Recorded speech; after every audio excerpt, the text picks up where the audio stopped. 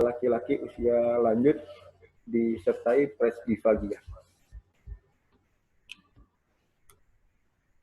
Sebagai pendahuluan, disfagia ialah gangguan proses menelan yang dapat mengganggu keselamatan dan kecukupan asupan dari nutrisi.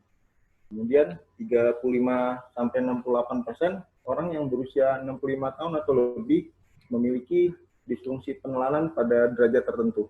Kemudian untuk penuaan sendiri ditandai dengan adanya perubahan yang terjadi pada struktur, motilitas, koordinasi, dan sensitivitas dari proses menelan. Kemudian tujuan dari penulisan ialah menambah ilmu pengetahuan dan wawasan di bidang bronkoesofagologi, kemudian mengetahui pemeriksaan penunjang, penegakan diagnosis disfagia pada usia lanjut, sehingga dapat dilakukan penata laksanaan optimal. Dilaporkan ada kasus pasien laki-laki usia 81 tahun dengan keluhan utama ialah sulit telan. Kemudian sulit telan ini dikeluhkan pasien sejak 5 bulan sebelum masuk rumah sakit. Kemudian keluhan itu menetap dan dirasakan semakin lama semakin memberat. Untuk keluhan yang tambahan seperti nyeri telan tidak didapatkan, pasien masih bisa makan makanan yang lunak, kemudian tidak dapatkan tersedak saat minum, mengeces saat makan atau minum, tidak ada batuk, tidak ada suara serak, tidak ada sesak, rasa mengganjal di tenggorok, kemudian tidak ada nyeri dada dasar panas tidak ada, cuma terdapat penurunan berat badan. Kemudian untuk pengecapan, pasien masih baik. Dan riwayat dari kelumpuhan anggota gerak sebelah atau wajah perot, bicara pelo, di sangkal, tidak ada muntah disertai darah, kemudian riwayat merokok 1 bungkus per hari. Secara umum, kondisi umum tanpa sakit sedang, kesadarannya kompos mentis, untuk vital sign dalam batas normal. Pada pemeriksaan mata tidak didapatkan mata cekung, untuk tubur kulit masih cukup dalam batas normal, dan untuk pemeriksaan TAT dalam batas normal. Kemudian dilakukan pemeriksaan laboratorium di Rumah Sakit Karyadi pada 10 Januari 2020 dengan kesan dalam batas normal. Kemudian untuk pemeriksaan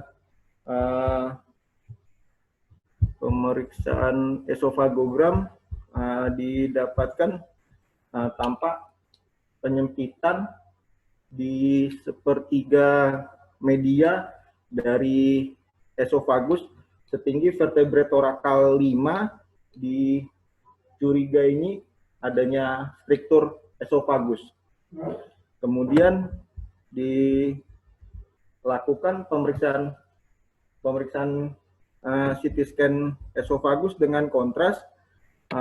Kita lihat pada potongan aksial terdapat penyempitan lumen esofagus setinggi korpus vertebrae torakal 5. Ini disebabkan adanya pendesakan dari arcus aorta. Kemudian pada vertebrae torakal 8-9 itu terdapat pendesakan dari bagian dari posterior dari atrium kiri. Kemudian tidak didapatkan massa di mediastinum, hanya didapatkan limfadenopati pada lower trachea sebelah kanan, ukuran 1,53 dikali 1,34 cm. Kemudian dilakukan esofagoskopi pada hari Kamis 16 Januari 2020, didapatkan pada durante operasi lumen esofagus tidak udin, tidak ada sisa makanan, tidak lumennya tidak hiperemis, tidak didapatkan massa, tidak ada stenosis maupun struktur. Kemudian skop masih bisa masuk 36 cm dari gigi incisivus. Kemudian dilakukan pemasangan NGT freka. Untuk follow up pada esok harinya, hari Jumat 17 Januari 2020, keluhan pasien tidak didapatkan nyeri tenggorok, nyeri telan, nyeri dada, dan data panas punggung tidak ada. secara umum kondisinya baik. Untuk status lokalis terpasang NGT pada sisi kanan kapum nasi. Asesmen dan di asesmen disfagia fase ini disfagia fase esofageal disertai presbifagia. Kemudian di plan konsul tes gizi klinik untuk diet via NGT-nya, kemudian konsul tes rehab medik untuk fisioterapi penelanan, terapinya imposerel 20 TPM, ampicillin sulbactam, methylprednisolone, dan ranitidin. Kemudian pasien direncanakan pulang. Untuk pembahasan disfagia ialah gangguan proses menelan yang dapat mengganggu keselamatan serta kecukupan asupan dari nutrisi, di mana prevalensi terjadi pada lebih dari 40% populasi orang dewasa usia lebih dari 65 tahun dan sekitar 60% pada usia lanjut. Kemudian secara anatomi dari orofaring ini pertama kali kita lihat untuk daerah orofaring kita lihat dari bentuk bibir, kemudian dari gigi, kemudian lidah dan dari tonsilnya, kemudian arkus faring dokter. Kemudian jadi ini berguna pada saat pada fase oromotor. Jadi dia apakah ada kelainan dari morfologinya, kemudian dari gigi-gigi apakah giginya lengkap atau ada gigi yang tanggal, kemudian kekuatan dari otot-otot dari rahangnya, kemudian juga dari lidah. Untuk anak kemudian setelah pada fase pada fase oral dilanjutkan pada fase faring, di mana jika bolus makanan masuk ke daerah faring, kemudian dilanjutkan masuk ke daerah faring, di mana daerah faring ini merupakan involunter, sedangkan untuk di daerah oromotor ini dia volunter atau sadar. Kemudian setelah masuk ke daerah orofaring, masuk ke esofagus, kemudian dilanjutkan sampai ke lambung.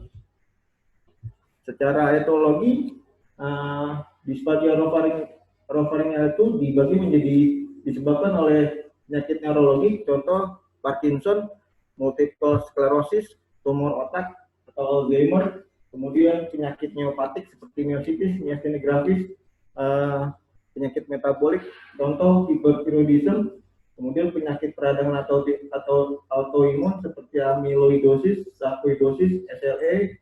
Untuk penyakit infeksi sendiri ada meningitis, karena virus, contoh kokse sama herpes. Kemudian penyakit struktural ada kongenital, neoplasma, clamar vision, Zenker diverticulum. Kemudian ada juga karena penyakit iatrogenik seperti obat-obatan, radiasi, reseksi pembedahan. Untuk disfagia esofagial, etiologinya itu karena penyakit neuromuskular seperti akalasia, spasme esofagus, kemudian lesi struktural atau intrinsik seperti benign pelvic stricture, esophageal rinse and wax, esophageal diverticula, keganasan esofagus sampai esophagitis eosinophil. Kemudian yang ketiga lesi struktural atau extrinsic seperti vascular compression, mediastinal lesion, cervical osteoarthritis. Untuk penegakan diagnosis pada pasien ini ialah didapatkan adanya kesulitan menelan, kemudian makanan terkumpul lama di daerah pipi dan lidah, kemudian pasien juga berusaha menelan secara berulang dan dibutuhkan waktu lama untuk mengunyah. Kebetulan pasien juga giginya tidak lengkap. Kemudian pada pemeriksaan esofagografi didapatkan penyempitan di daerah segitiga medial esofagus, kemudian setinggi vertebrae thoracal 5. Kemudian pada pemeriksaan CT scan juga didapatkan adanya penyempitan di lumen esofagus, setinggi korpus vertebrae torakal 5 dan juga di korpus vertebrae torakal 8 dan 9. Kemudian juga dari hasil esofagoskopi di mana tidak didapatkan udim pada lumen esofagus, tidak ada sisa makanan, tidak ada ischemia, tidak ada massa, tidak ada stenosis dan struktur. Skop masih bisa masuk sampai 36 cm. Kemudian dari anamnesis, pemeriksaan fisik dan pemeriksaan penunjang, pasien didiagnosis dengan disfagia fase fase esofagial atau presdisfagia. Kemudian pasien juga disarankan untuk fisioterapi menelan dan melatih minum serta makan bertahap lewat mulut. Kesulitan menelan pada usia lanjut itu ada disebabkan karena efek primer atau presdisfagianya, efek sekunder seperti kanker kepala dan leher, gangguan neurologis, efek pengobatan, dan yang ketiga efek tersier.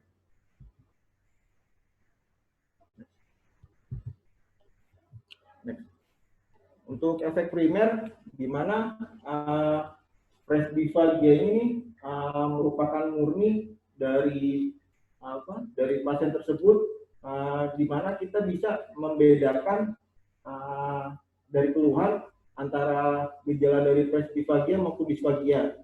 Di mana gejala presdisfagia itu mengunyahnya itu dia berkepanjangan.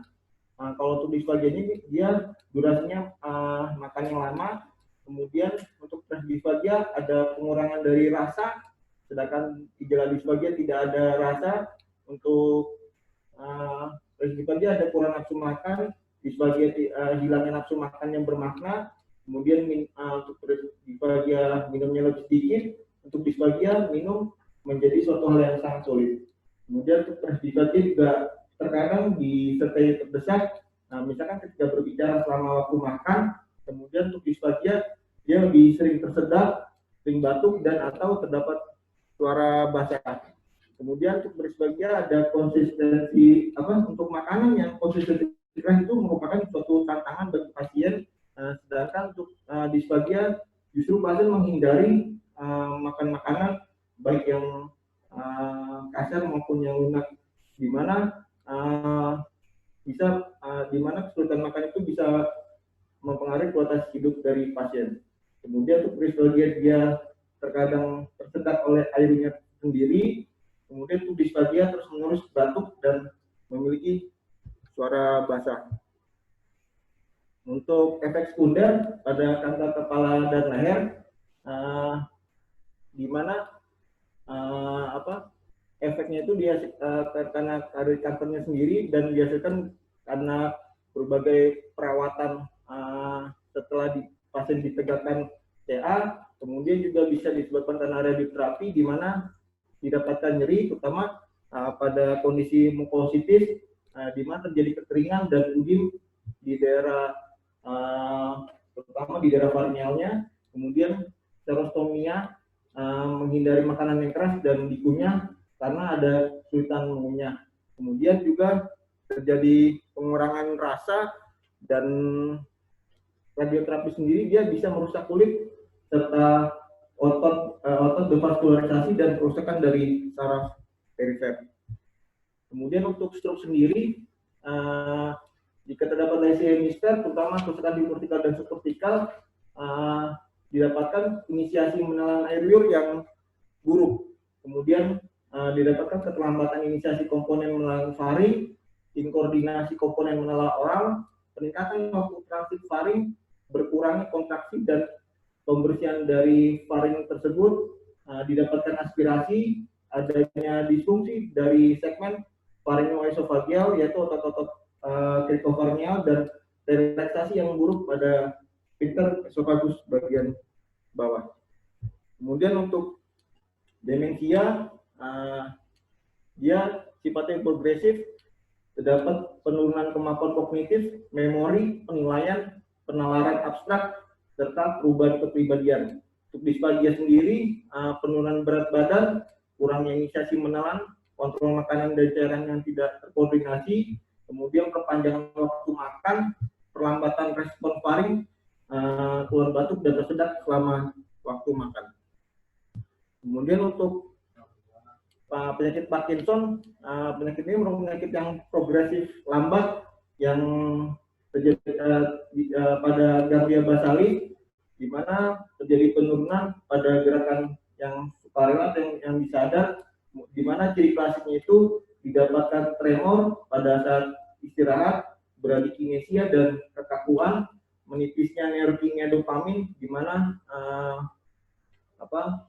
mengakibatkan gangguan fungsi dari ganglia basalis. Kemudian untuk Parkinson sendiri itu pada fase oralnya itu didapatkan gerakan penelanan yang berulang-ulang, kemudian didapatkan sisa di daerah oral, kemudian prematur stilet, kemudian ada gangguan dari penelanan yang juga sendiri. Kemudian untuk fase faringeal didapatkan residu di varicula dan sinus piriformis, kemudian adanya aspirasi lebih dari 50% pasien. Kemudian ada penurunan dari somatosensorisnya sendiri, kemudian adanya penurunan penelanan spontan pada 48, 71, di mana pada beberapa penelitian perbandingan 48 banding 1 per jam. Kemudian untuk esofageal didapatkan hipomotilitas, spasme, dan multiple contraction. Kemudian dari efek pengobatan ini pada pemakaian antibiotik, kemudian sitotoksik maupun dari imunosupresan, kemudian pada pemakaian antisiolitik maupun antikolitik yang mempengaruhi produksi dari saliva, kemudian obat-obatan anti reflux, antikonvulsan, antidepresan, hipertensi maupun antipsikotik. Untuk efek tersier ini disebut dengan di mana disfagenya itu dilatar belakangi oleh psikiatrik, di mana dari keluhan didapatkan pasien takut menelan, menghindari menelan, di mana ini merupakan gejala psikogenik dari disfagia sehingga bisa menyebabkan kekurangan gizi sampai penurunan berat badan. Kemudian perilaku mulut yang tidak normal, adanya penyimpangan dari gerakan lidah, perasaan tekanan di daerah tenggorok, serta keluhan dari globus pharyngeusnya. Kemudian untuk pemeriksaan penunjang, kita bisa pemeriksaan dari subkranial dari salah-salah untuk penelanan nervus 5, 7, 9, 10, 11, dan 12. Kemudian untuk pemeriksaan endoskopi, untuk aprenoskopi, ini dia tidak sensitif untuk mendeteksi fungsi penelan yang abnormal. Kemudian flexible endoscopy examination of swallowing atau FISH, kita bisa mengamati anatomi faring, kemudian mengevaluasi pergerakan dan sensasi dari struktur faring, penilaian sekresi, evaluasi langsung fungsi menelan dengan cairan dan bahan padat, dan serta evaluasi efek manuver dan kompensasi. Kemudian untuk pemeriksaan flexible endoscopy evaluation of swallowing with sensory testing, ini kegunaannya untuk menilai fungsi sensorik dan memprediksi kemampuan untuk melindungi jalan nafas. Kemudian ada juga pemeriksaan dengan video fluoroskopi swallowing examination, di mana prosedur ini dikenal sebagai modifikasi dari barium swallow. Tujuan utamanya ialah untuk mendapatkan gambaran video dari saluran aerodigestif bagian atas selama proses penelanan. Kemudian postur kompensasi atau manuver menelan juga berguna untuk memperkenalkan perbaikan segera. Kemudian ada pemeriksaan barium kontras esofagogram, kemudian pemeriksaan barium orofaring dan esofagus selama menelan merupakan suatu tes awal yang sangat berguna pada pasien dengan riwayat atau gambaran klinis yang menunjukkan lesi pada esofagus bagian proksimal. Untuk penata laksanaan, kita bisa memperbaiki terutama dari penyebab disfaginya sendiri, misalkan karena neoplasma. Kemudian untuk pendekatan terapinya kita lakukan reseksi, kemoterapi sampai radioterapi. Jika penyebabnya karena penyakit Parkinson dan miastenia, kita lakukan farmakologi terapi. Kemudian untuk disfungsi krikofaring, kita bisa lakukan operasi miotomi. Kemudian untuk stroke, trauma kepala atau leher, pembedahan serta penyakit degeneratif neurologi, kita lakukan rehabilitasi melalui teknik serta untuk memfasilitasi asupan oral. Teknik kompensasi ialah untuk mengurangi resiko aspirasi, di mana yang pertama kita bisa melipat dagu, kemudian rotasi kepala, yang ketiga berbaring miring atau terlentang selama menelan, di mana kadang-kadang bisa membantu atau mencegah aspirasi akibat dari residu. Kemudian manuver volunteer ialah untuk menjaga jalan nafas, yaitu dengan melakukan penelanan di daerah supraglotis, penelanan supraglotis yang diperpanjang sampai kombinasi dengan manuver Valsalva. Kemudian kita bisa juga lakukan latihan dan teknik fasilitasi, kemudian meningkatkan dari tonus otot, latihan respirasi seperti latihan batuk, menghisap lewat sedotan, meniup spirometri, kemudian latihan mengangkat kepala, teknik biofeedback, stimulasi serta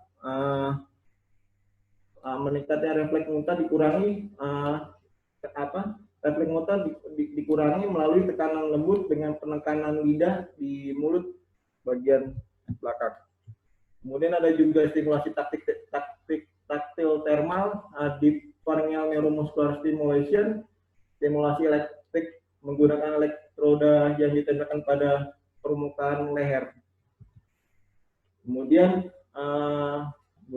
untuk nutrisi dan modifikasi dari diet itu makanan-makanan yang kita berikan makanan-makanan yang lembut dikombinasi dengan posisi tubuh pada saat penelanan, kemudian pemberian makanan oral yang baik, bisa juga ditambahkan asam sitrat untuk meningkatkan refleks menelan, kemudian dukungan dari nutrisi alternatif seperti pemasangan pipa nasogastrik sampai gastrostomi.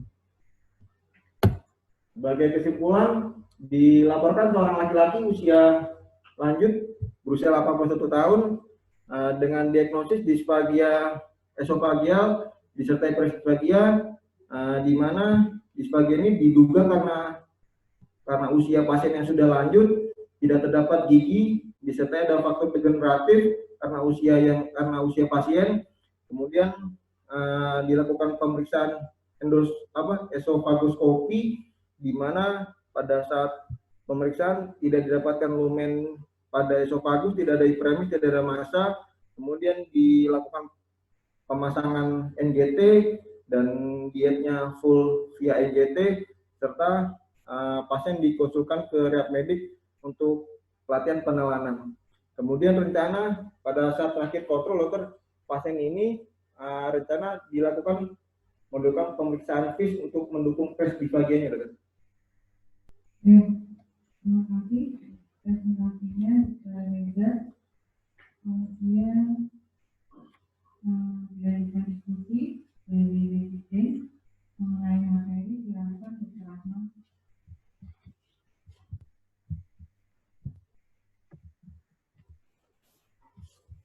Terima kasih untuk kesempatan yang diberikan kepada saya.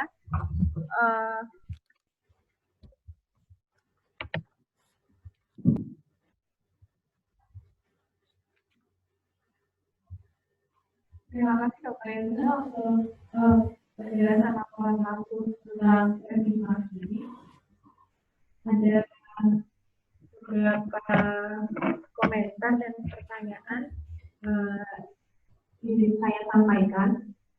Yang pertama, untuk pembahasannya sendiri, yang berkaitan dengan kasus dan pembahasan, ini kan pasien dimana pada lansia, yang dibahas lebih ke dispasianya atau ke restrikasinya ya Pak? Karena selesai kalau restrikasi itu ada dispasinya pada lansia karena suatu yang tidak dibenarkan atau ada lalu ada beberapa pertanyaan antara restrikasi ini tadi disebutkan efek benar kemudian restrikasinya. Nah yang untuk efek primer sekunder tadi sudah dijelaskan. Cuma saya masih belum paham untuk yang tersiarnya itu bagaimana. Lalu untuk tadi juga di awal disebutkan ada beberapa derajat restrikasi, yaitu apakah ada penjelasannya derajat restrikasinya itu bagaimana? Apakah ada terima kasih. Assalamualaikum warahmatullahi wabarakatuh.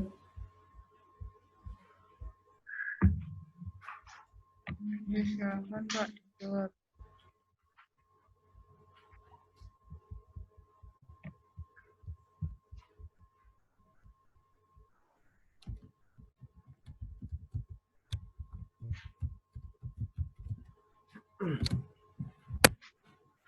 Terima kasih Dr. Angga atas pertanyaannya. Yang pertama, untuk pembahasan, memang pada pasien ini awal pasien masuk itu masuk dengan diagnosis disfagia dengan disfagia et causa esofagial karena curiga ada et causa penyempitan dari lumen esophagus et causa dicurigai massa pada saat masuk. Kemudian setelah dilakukan pemeriksaan esofagoskopi, diagnosis berubah menjadi disfagia et causa esofagial disertai presbifagia karena kesulitan menelan dari pasien ini kemungkinan disebabkan karena proses degeneratif karena usia pasien, kemudian juga pada daerah oromotor didapatkan gigi yang tidak lengkap, di mana juga pada saat kita lakukan tes minum itu pasien agak lama untuk mengunyah serta menelannya itu berulang-ulang. Kemudian sehingga pada bagian pembahasan saya pertama membahas masalah disfagianya itu, kemudian dilanjutkan pembahasan mengenai presbifagianya. Jadi kita bisa tahu jika misalkan ada pasien-pasien dengan kondisi tersebut dari anamnesis, pemeriksaan fisik, serta tata laksana lebih lanjut untuk agar kondisi pasien menjadi lebih optimal. Terutama pasien ini 5 terakhir ini keluhan nyerinya kesulitan menelan itu memberat. Jadi selain juga tuh ada penurunan berat badan dan terakhir itu pasien cuma hanya bisa pada saat masuk tuh hanya bisa minum air putih. Kemudian untuk efek efek-efek dari presbifagia,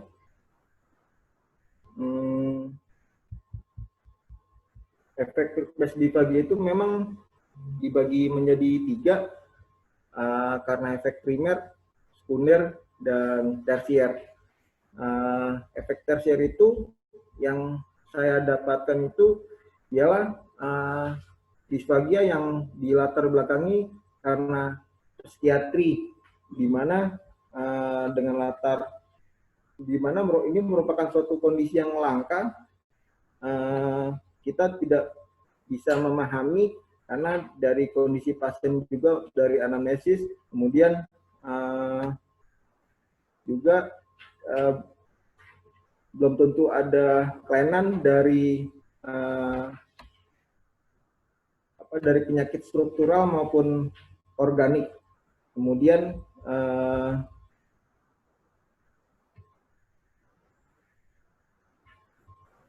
Kemudian untuk makanan-makanan, terutama obat pada pasien-pasien dengan latar psikiatri ini merupakan suatu keadaan yang membuat pasien yang memiliki stres yang berat, sehingga pasien mengalami kesulitan untuk menelan, di mana belum tentu juga kesulitan menelan ini karena dari proses di daerah oral sampai ke faring didapatkan kelainan.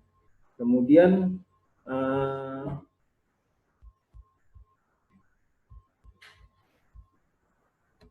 kondisi tersebut juga bisa menyebabkan penurunan dari berat badan pasien sampai kondisi gizi yang buruk, sehingga kualitas hidup menjadi menurun. Makanya dimasukkan di penjelasan tersier. Kemudian untuk derajat dari presbifagia,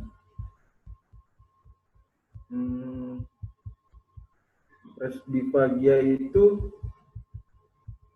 nanti saya cari lagi dong ya, yang derajat ini loh.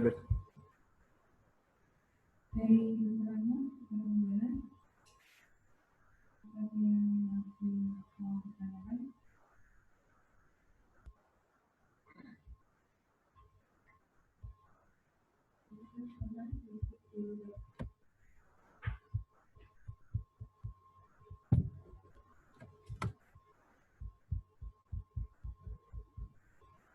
Dari sini yang mau ditanyakan mengenai materi,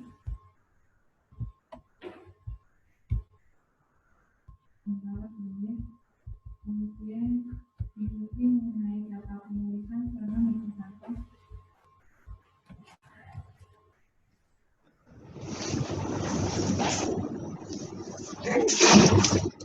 metodologi. Terima kasih atas kesempatan. Saat ini sangat baik, namun ada beberapa hal yang mungkin sedikit perlu dikoreksi.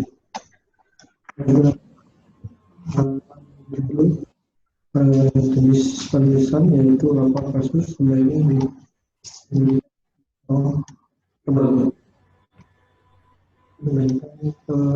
Penulis dan pemilih menggunakan ukuran font 12. Pada satu untuk bab itu menggunakan ukuran font 14. Ini sama untuk babnya.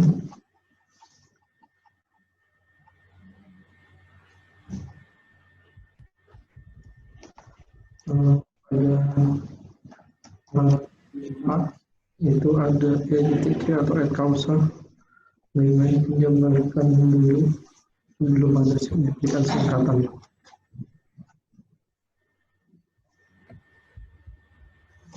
Halaman 5 sama IV.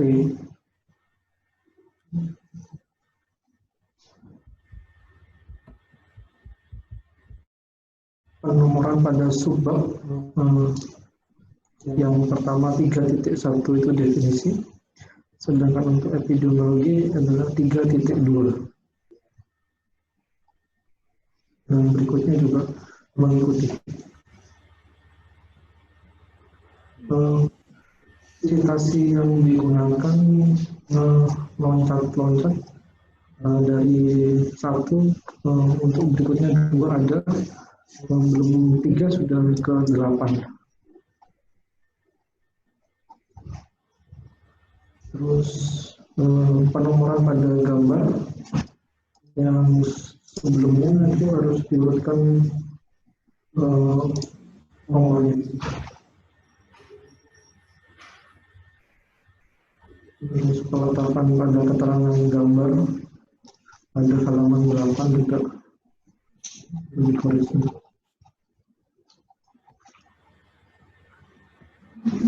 Ini sama dengan penomoran pada subbab.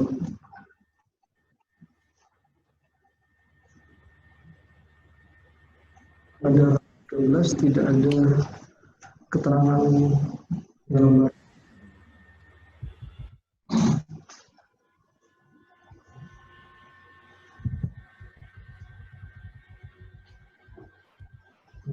Yang lainnya sudah cukup bagus, dan untuk koreksi sedikit nanti saya serahkan ke Pak Reza. Terima kasih, Dokter. Ya, terima kasih koreksinya. Ini kan belajar bagi menjadi punya di kami orang yang sendiri bahwa itu perlu pemahaman yang sebenarnya ada pemahaman. Jadi di atau disederhanakan poin-poin yang kemudian ada yang disebut yang tulisannya kayak itu kayak melakukan satu buat karena isinya banyak mungkin ya yang ini orangnya. Jadi biasanya di apa ditulis aja tulis tangan itu sebenarnya ininya yang dilakukan dulu nanti baru mau ditekan kemudian sendiri atau mau kita kayak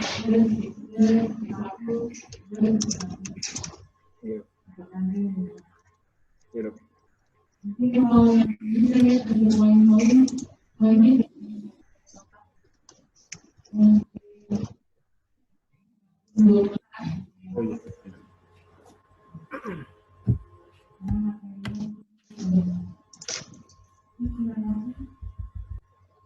kemudian kita menggunakan terima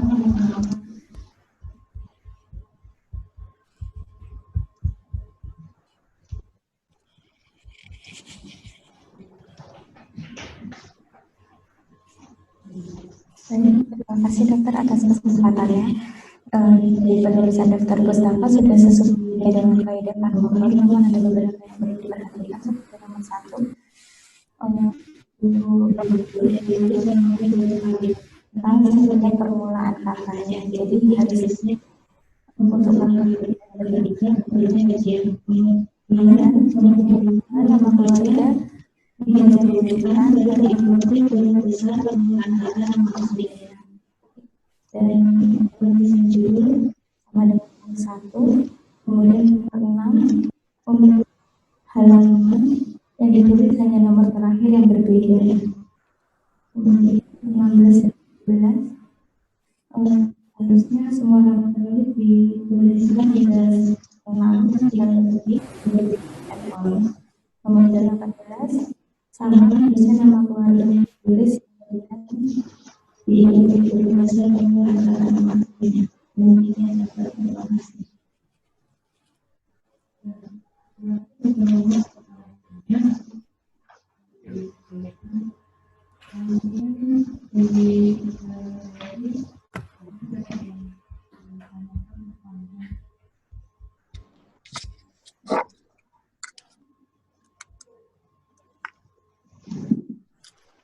Ya, terima kasih. Ya. Ini untuk kasusnya ya, Pak Reza. Sepertinya kalau saya lihat dari awal, ini Pak Reza bingung apakah ini dia fase orofaringeal atau fase esofageal. Soalnya semuanya sama, tulisnya di orofaringeal semua. Kalau menurut Pak Reza, ini fase orofaringeal atau fase esofageal dan alasannya apa?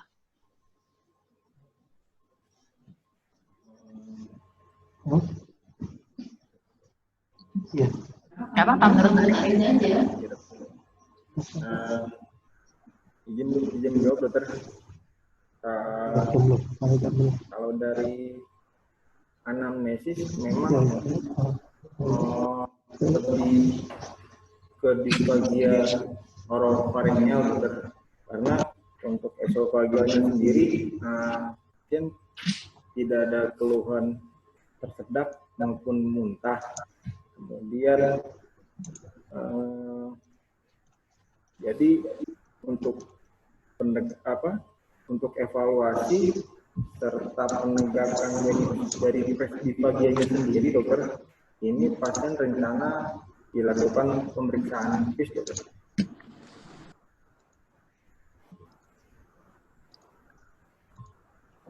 Ya, karena di sini dari anamnesisnya Pak Reza kurang mendalam, hanya dibilang ada kesulitan makan. Kesulitan makannya ini kesulitan yang seperti apa? Kesulitan makan makanan lunak itu seperti apa? Apakah ada rasa tertahan ketika sudah masuk? Tertahannya di sebelah mana? Di leher atau ketika sudah ditelan lama, kemudian keluar lagi, sepertinya itu nggak ada ya.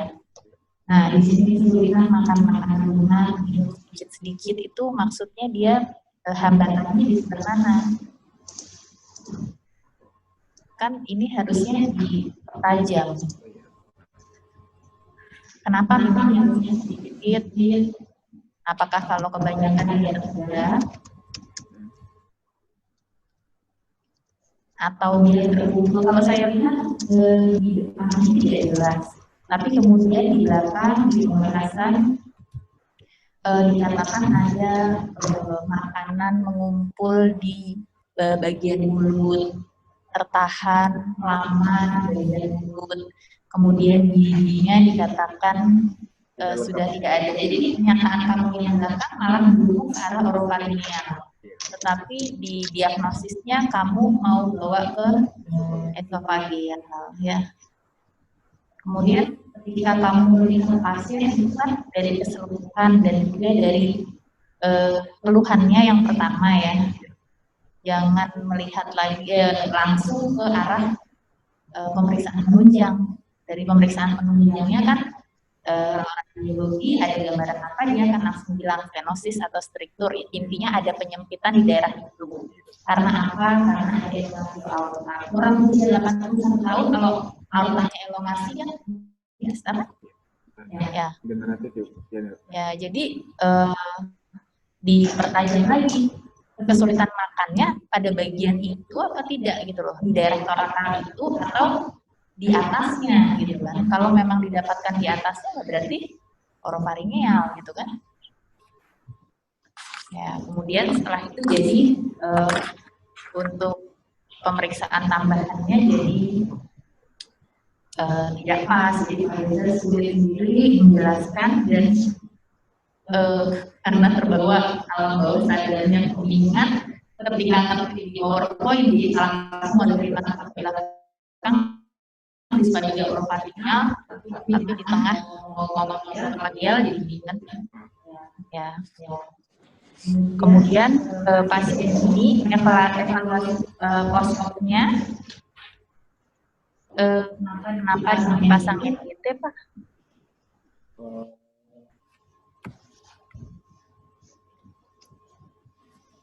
Mungkin dokter menjawab.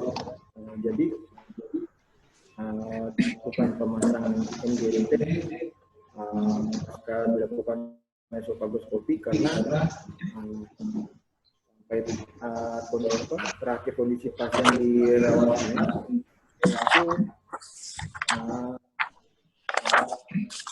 sulit untuk makan sebenarnya, terutama baik yang kondisi yang keras maupun yang lunak, dan minum pun pasien merasa tidak nyaman. Jadi sambil dievaluasi dari keluhan tersebut diputuskan dilakukan pemasangan NJT dan dilakukan ke bagian klinik untuk fisioterapi dari peneladanan. Pasien ini pada keluhannya sudah 5 hari ada kesulitan menelan makanan lunak ya. 5 hari sebelum masuk rumah sakit. Kemudian pada saat sudah di ruangan dengan Pak Reza, ada nggak kesulitan makannya? Nggak ada. Izin dok, jadi saya sempat tes makan dan minum, dokter. Memang Baik. pada saat tes makan dan minum itu pasien agak lama untuk mengunyah, terus baru bisa masuk itu setelah dibantu dengan air putih. Jadi hambatannya di pasalnya. Ya, soalnya jadi Pak Reza dengan jadi dari pemeriksaan fisiknya sudah THT dalam batas normal, kemudian dilakukan tes makan dan minum, tidak ada drooling, tidak ada regularitas, jadi malah kesannya tidak didapatkan kelainan gitu loh Pak. Ya kan, ini kan sebelum kita akan macam-macam, ternyata malah dari hasil pemeriksaannya tidak didapatkan kelainan. Kemudian refleks muntah di belakang saat evaluasi tulis, dan refleks muntahnya baik, tapi di depan tidak ditulis ya. Jadi harus ditambahkan di sini ada apa tidak. Kalau memang di awal nggak ada masalah kan ya udah ya, karena di sini kok nggak tertulis. Maksudnya kesannya jadi seperti normal. Ya, nanti dilengkapi. Kemudian post-opnya sempat dicobakan lewat video oral juga sebelum pulang gitu, misalnya coba minum atau apa? Izin dok, sebelum pulang saya juga melakukan tes makan dan minum. Pasien sudah bisa dokter untuk menelan, mungkin karena sudah dikonsulkan dari rehab medik juga,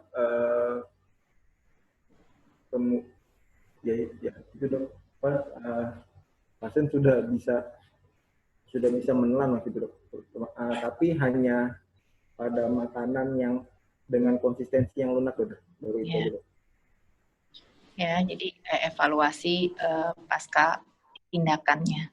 Kemudian ini untuk epidemiologi kan harusnya untuk disbagi yang usia tua ya, bisa dimasukkan di pendahuluan.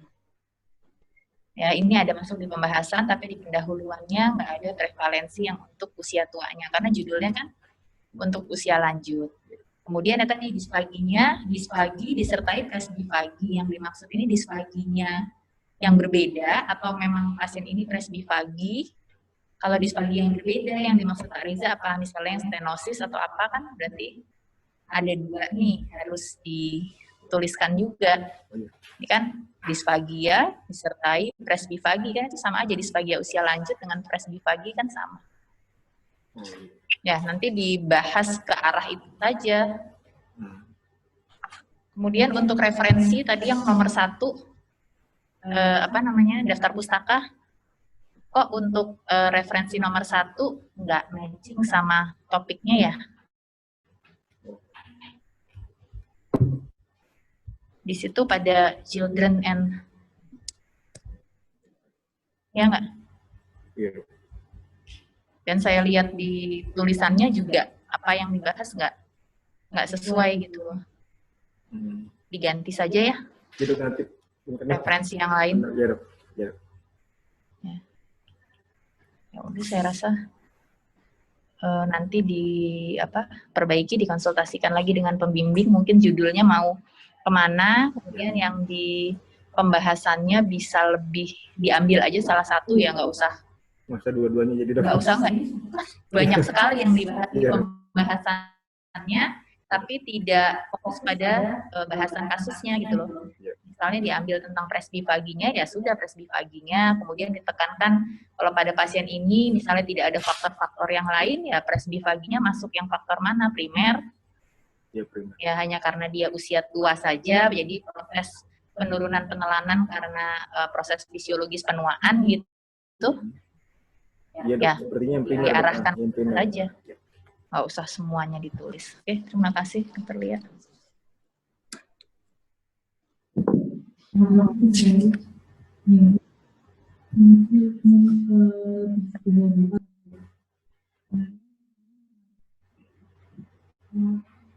Ada tambahan dari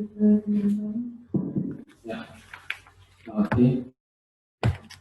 Bingung yang presentasi. Ya, jadi intinya nanti lebih spesifikkan begini, proses fisiologis atau patologis kan gitu.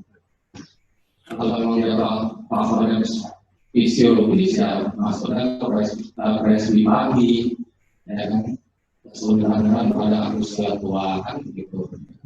Nah, ada jelas kalau dia kategori usia sudah mengingat bukan presbifagi yang rekor, ada juga kemungkinan faktor yang lain. Kalau patologis saja, jadi nanti memang harus memilih. Kalau lihat dari perjalanannya memang ini kan fisiologis, ya. Karena pas setelah dilakukan semua pemeriksaan penunjang aman-aman saja kan, jalannya segitu. Karena kemarin kamu sedikit bingung yang mendukung presbifaginya apa. Makanya saya bilang cari teorinya dulu, ya sesuaikan sama pasiennya. Hingga akhirnya depannya awalnya dia mau bahas disfagi pada usia tua yang karena kelainan patologi, kesannya kan begitu. Ini dia sudah menyiapkan dulu semua di bahannya, tapi ternyata di saat setelah dilakukan pasien ada mencari kasus ini aja, begitu selesai akhirnya ternyata semuanya normal ya, semua dikata tidak ada kelainan patologi yang mendukung disfagi dan karena fisiologi. Ya, kita lihat seperti yang saran dokter Eri ya. Tadi memang ini terlalu banyak yang dibahas nih. Ya, nanti coba lebih di. Yang nggak penting kan kita tidak mencari disfagi karena yang patologi kan, yang itu dihilangkan semua, memang tidak ditemukan. Dan nanti selalu disinkronkan ya dengan teorinya begini pada pasien ini tinggal bisa jalan semua. Terus apa lagi tadi? Ya, pemasangan NGT ya memang dia sudah tidak makan 5 hari untuk perikat saja, makanya dipasang NGT yang kecil. Ya, nanti harapannya setelah itu latihan fisioterapi, ya kan. Ya kalau presbifagi ya pasti akan membaikkan dengan latihan. Prinsipnya kan begitu, karena tidak ada gangguan sumbatan mekanik yang lain. Ya itu ya, jawab dokter Ahmad tadi yang disepakati dan ini lebih tanya. Yang lainnya juga tuh juga tadi yang kamu sampaikan itu juga sebagian ini kalau lihat penata laksana ini membahas penata laksana tahap akhir yang di akhir di sini apa di tadi kan kamu ceritanya penata laksana itu kan lihat penata laksana yang terakhir ini penata laksana yang beda, ada penata laksana yang di tengah ini. Iya. Jadi disinkronkan orang melihat ini dengan itu ya. Terlalu banyak penata laksana di sana, penata laksana di sana juga ada penata laksana di sana. Jadi satu saja kita penata laksana. Sama judulnya di sini penata presbifagi, sama juga penata presbifagi, seperti yang di macam-macam tadi kan. Iya. Ya. Tapi juga di situ kalau untuk dalam pustaka tadi di slide itu masih tulisannya kesimpulan, jadi kesimpulan diteliti dilihat. Jadi mengulang lagi jangan pada saat kita menjadi membahas materi macam-macam kita sangat teliti, tapi begitu kita yang maju kita jadi nggak teliti. Ya.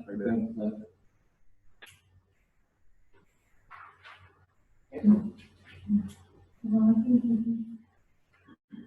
Saya mau tanya, ini pastinya dikonsultan ke dari apa? Izin konsul rehab medik dan gizi dokter untuk diet via NGT-nya dokter. Kalau ini ada Dari anamnesis itu pasien tidak ada riwayat darah tinggi maupun kencing manis dokter. Tidak. Soalnya kan di anamnesis dia turun berat badannya banyak. Ini hanya tambahan soal saya. Kalau di kebetulan misalnya ada modul mahasiswa tentang geriatri, jadi dari mahasiswa itu ada penilaian nutrisi pada geriatri, jadi sebenarnya karena masalahnya kan kita orang-orang geriatri mahasiswa, terus penilaian PhD sebenarnya mengenai pengajian tentang gizi, nutrisi geriatri, kemudian status mentalis di geriatri, mungkin bisa di untuk next kalau ada kasus, kalau berminat kita ada kuesioner yang bisa dibaca. Jadi maksudnya ini kan tetap follow up, gimana nutrisinya, recovery-nya itu kan mungkin bisa dinilai dengan menggunakan itu ada poinnya nanti dijual. Kalau ini masuk yang status nutrisi apa ini, jadi juga dengan mentalisnya, terus ada lagi pengkajian mandirian. Ada ya. Karena kan kita rawat sendiri yang terjadi. Nanti saya punya Pak. Saya sebenarnya kiranya ya pembacaan di gereja, kemudian bisa dilanjutkan pembacaan selanjutnya ke Ansyah. Izin pembacaan laporan kasus sudah selesai. Terima kasih dokter. Wassalamualaikum warahmatullahi wabarakatuh.